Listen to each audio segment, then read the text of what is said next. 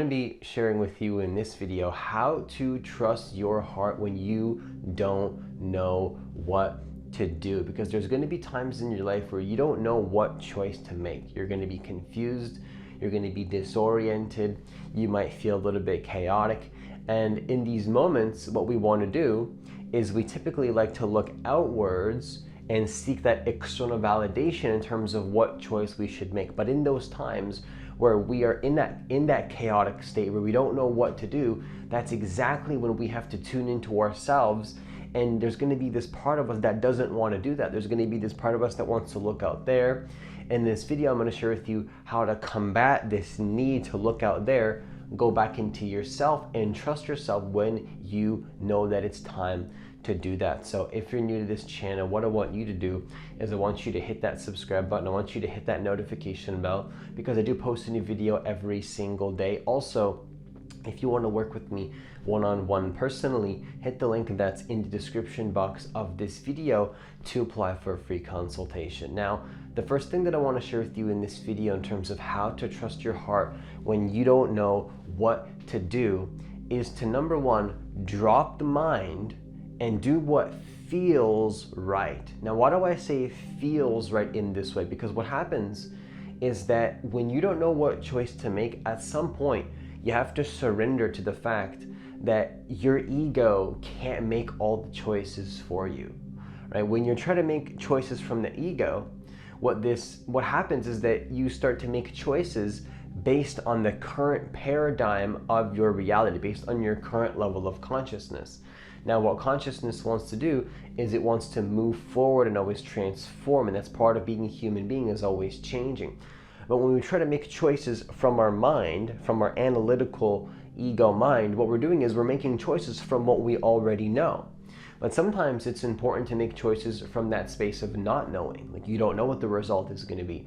You don't always know. Maybe you can decide that you're going to have a certain result and trust yourself from that space of not knowing, but that's still going to require you to take action from a higher paradigm of reality. So the key, in my experience, is to drop the mind, just drop it all. Don't ask your mind questions, and just do what feels right, what intuitively you actually want to do. Now, you can use your logic a little bit in terms of what you think logically is going to be a good choice. Of course, if you feel called to do that and that feels right to do that, then you can do that. But it's important, in my opinion and in my experience, at some points, to drop everything. Drop what you know, drop what you think about reality and how it works and what people have told you, and just do what intuitively just feels right. Sometimes it's just that simple. Like, other times you need to be logical. Other times you got to just drop it and just do what feels good. Like, literally just straight up, like, what actually feels good, what feels right, like what are you pulled towards that feels good, just straight up. Sometimes that's a solution. Other times we have to don't do what feels good at all and do what's logical. But in my opinion, when I go for the only logical side of things, typically it tends to bite me back later, and it starts to compound a downward spiral reality that I don't prefer.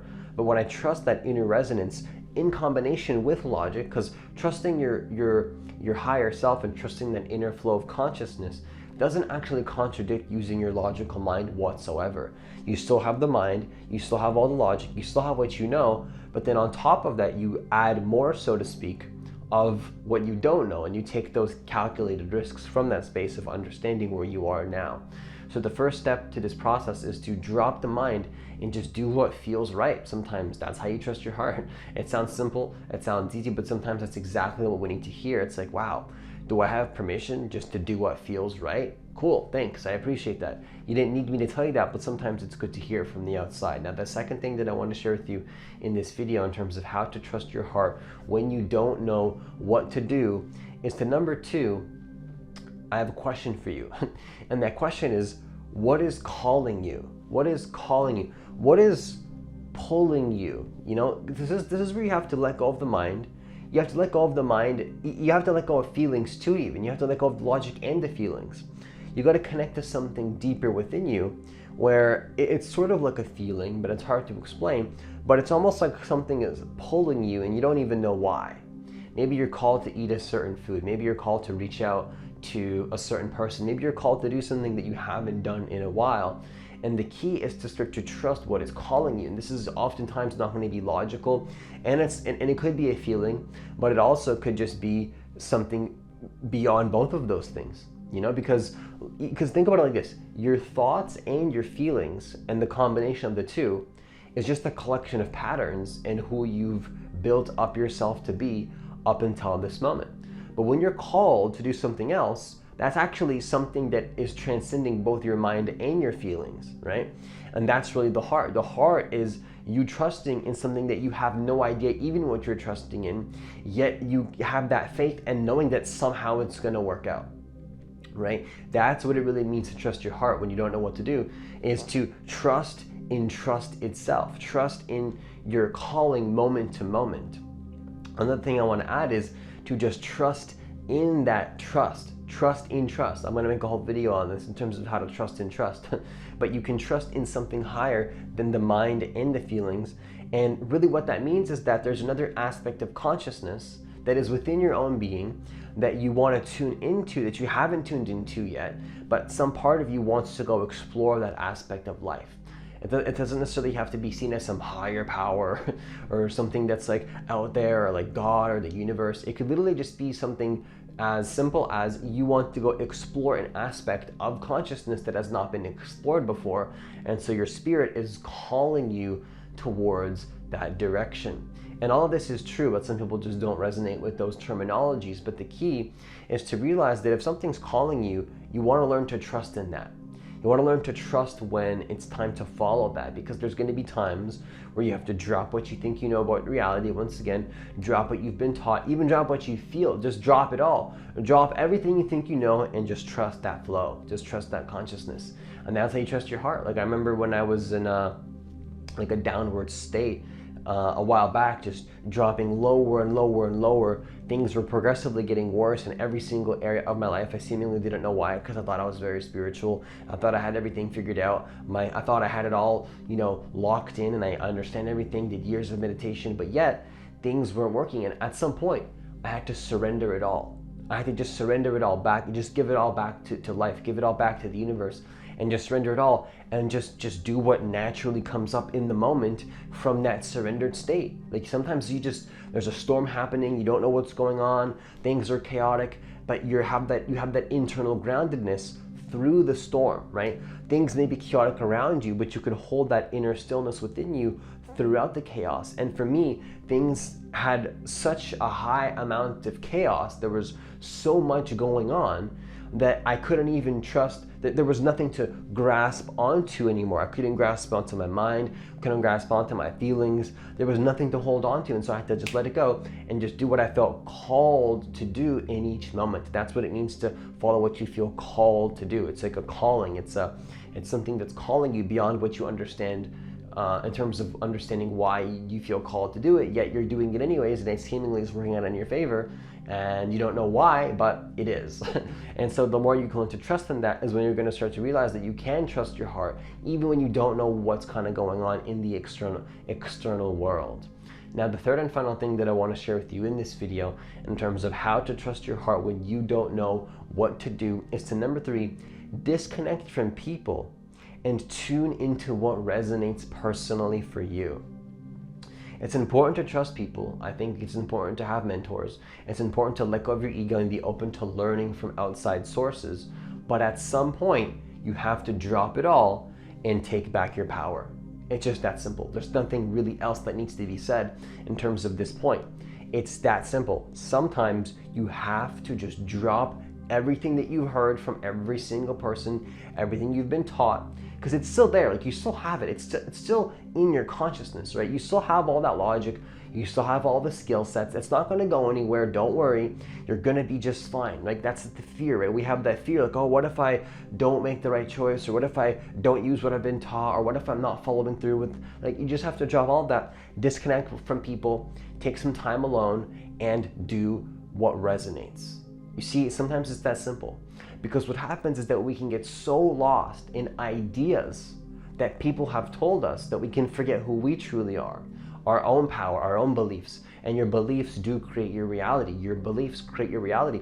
You create your own little reality, and somebody else could be in a totally different reality, seemingly in the same universe, same physical universe, yet they have different laws, different ways of being, different things happen to that person. And if you go ask that person for advice, but it doesn't resonate for you, they might seem very convincing to you. It's like, why does this person seem so convincing, and like it's working for them and it's not working for me? Because they have a different way of being. And that's not necessarily resonating for you in that moment. So to ask that person for advice would further only reinforce what you're not resonating with. And so at some point, you have to drop it all, take what you've learned, only take what resonates from the external world, and then start to live into that in your own way, taking back your power. And then one day you'll be that person that seems very convincing, even though you're not trying to convince anybody, you're just being who you are. And people seem to be confused in terms of why things are working out for you so perfectly, yet they don't understand why things aren't working for them, but for you it seems to be working out and you don't even know how you're doing it yourself. See,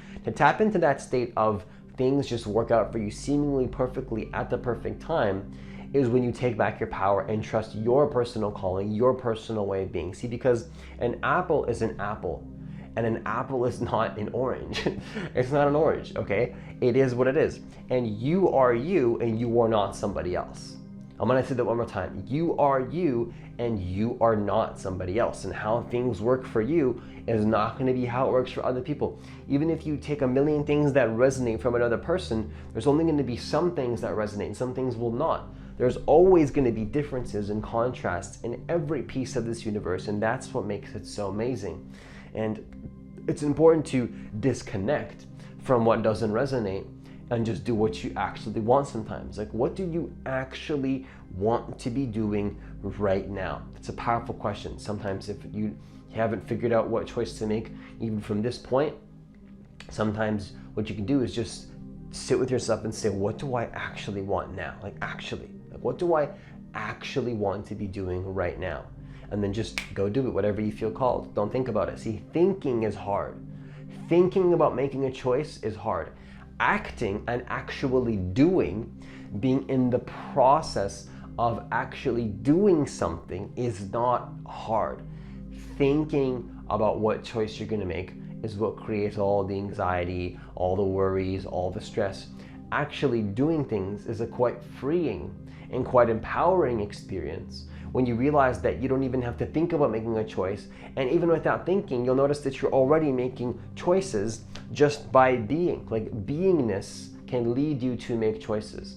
Now, this is all gonna be a lot easier when you disconnect from people and tune into what resonates. So just to conclude this video, I wanted to remind you that it is important sometimes to just let it all go. Just let go of everything, let go of what you've been taught once again. And again, you don't even have to think about what choices you make sometimes. Sometimes what you can do is just surrender to beingness itself and then let that guide you to make your choices, right? Don't even think about the choice. Because for me, I used to sit down, like, what choice do I make? But now I put myself voluntarily in such high pressure situations because I personally work better under pressure. For whatever reason, I work better under adversity and challenge. And either the universe is gonna push me into a challenge or I can do it myself. So I decided to put it upon myself on my own terms to be in some sort of pressure or uncomfort and find that stability in that comfort, find that inner stillness in that discomfort, and to really hold that beingness. Now, what I find is that when I'm thinking about what choice to make, oftentimes that stops me from making a choice at all. But when I surrender to that beingness and that flow of consciousness, what starts to happen is that I realize that I'm already making choices and I'm already tuning into different versions of me before I even have a chance to second guess if I'm making the right choice or not. I've already made the choice. It's like I've already committed, I'm already doing it, I'm already letting it flow. So sometimes if you can't make the right choice, the last thing that I want to share with you in this video is just let that beingness make the choices for you, and that is you at a higher level, and you'll see that you're always going to be making the perfect choice at the right time, and it's going to be moving through you. You won't know why, yet it's happening.